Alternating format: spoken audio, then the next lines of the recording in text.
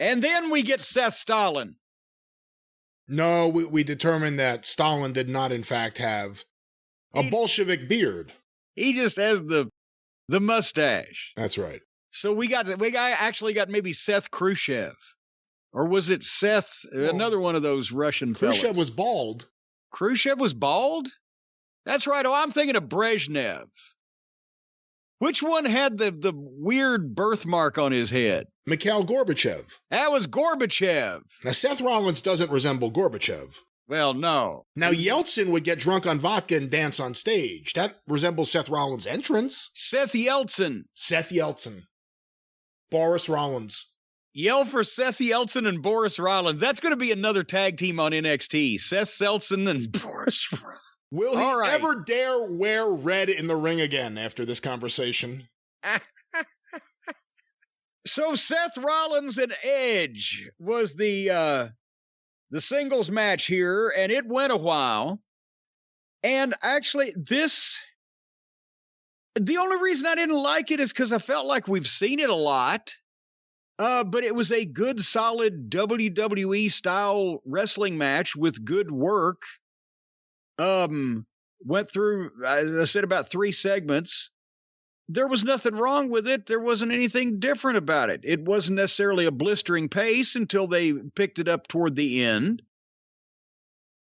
You know, I mean, Edge hit a pedigree at one point, got a 2 count, got a big pop for hitting the move, and then a big pop for the 2 count, false finish. You know, finally, I'm not trying to knock it, but I'm not really trying to praise it either, because I guess they've just made the big WWE style match all the same these days. It was technically excellent, but you know it just only means so much in this atmosphere. Finally, Edge gave Rollins a gourd buster off the top rope and went for the clover leaf, but Seth got the ropes. Edge got a crossface. Seth got the ropes. Edge hit the implant DDT and went for a spear, and suddenly Seth turned it into a neck breaker. But they start doing moves back and forth to each other, even though the other one has been fucked up for some time. Edge caught Seth with the sit-out power bomb. Good Lord, I'm looking at my notes here now because I was in the dark. The buckle bomb. You were in the dark? I was watching it. It was starting to get dark. The sun was going down when I was watching this on my DVR. And I didn't turn my light on. I was curdled up in bed in comfort. Seth gave Edge the buckle bomb, but ran into a spear. They just they're doing big moves to each other in taking turns, is what I'm saying. If you've just got buckle bombed, then how's the other guy? I don't know. How are you going to give the guy a spear anyway? They're getting pops for these 2 counts. But finally they squashed the referee in the corner, and then Seth hit a kick to the balls, and then a super kick, and then another super kick, and another super kick, and a curb stomp.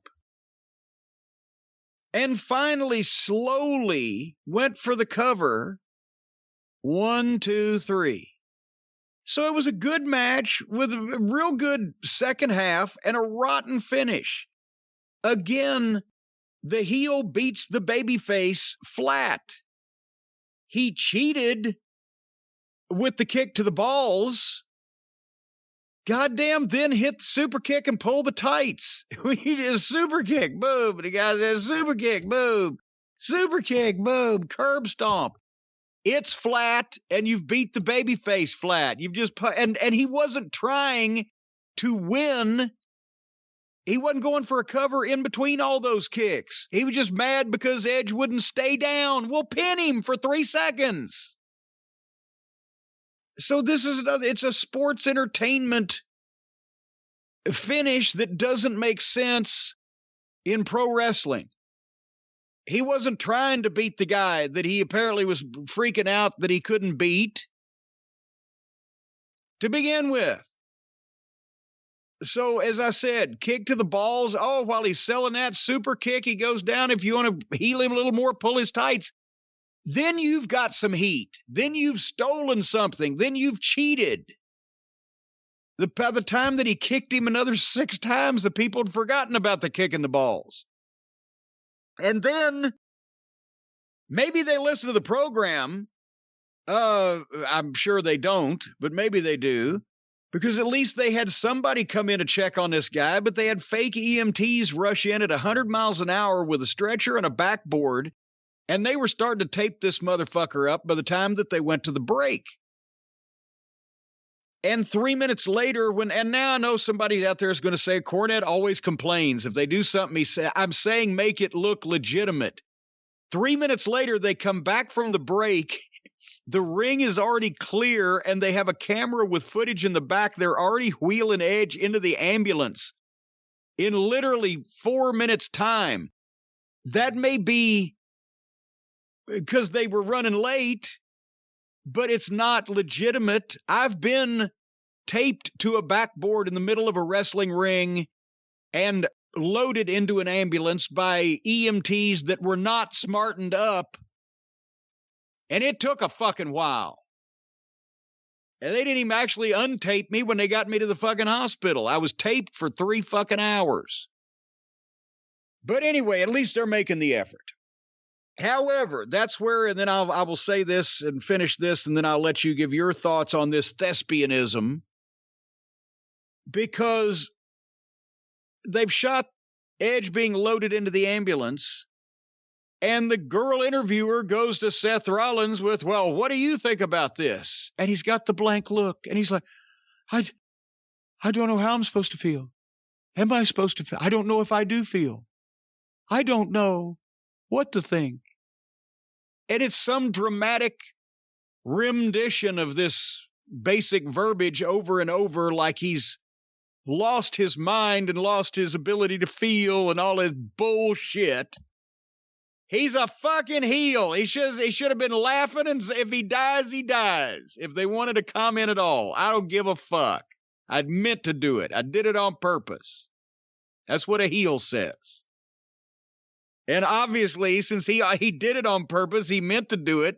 So that would have been somewhat in keeping with the actions that we just saw him do 5 minutes earlier on the program. But I don't know how to feel. Why are they trying to turn these guys into actors? Because they're all rotten at it. All wrestlers are rotten actors. It's like they try to make everyone unrelatable. And I don't understand why. I was not looking forward to this match. Like you said, it feels like everything's always a rematch. And I've heard people say, like, AEW doesn't do rematches. They've done some, but they don't do it like WWE. It's every week. You always feel like you're seeing the same match every single week. Even if you're not, you feel like you are. I love rematches when they change the stipulations to make the match different. You know, I can go for fucking 2 guys working 16 weeks in a row if the people are still into it, if they'll change the rules every once in a while, but it's just the same kind of match done the same way. So I was ready to dismiss this match, but I started watching it and I got into it. And I was like, man, this is really good. Edge is really good in this role of like the old veteran who he looks like he's an old veteran, and Rollins can work. It's just his mic skills that are a problem. And then when they started going into all that dramatic shit at the finish, man, did I hate this. And it was ridiculous. And there was no point to it. And then the bad acting backstage. So I don't know who this is for. I can't imagine what audience this is for. I mean, I know who it's written for, but I can't understand the mindset of someone else would want to see this. You know what, Brian? If you would think that somebody would want to see Drek like this, well, you'd have to be just practically nuts, wouldn't you? Of course, Jim, as we've established here on this show, being nuts is a good thing thanks to our friends over at nuts.com. That's right, because the listeners of this program have gone nuts for nuts.com, the best kept secret of savvy snackers across the country. Wait a minute. Hey! Hold on. Hey, you did it!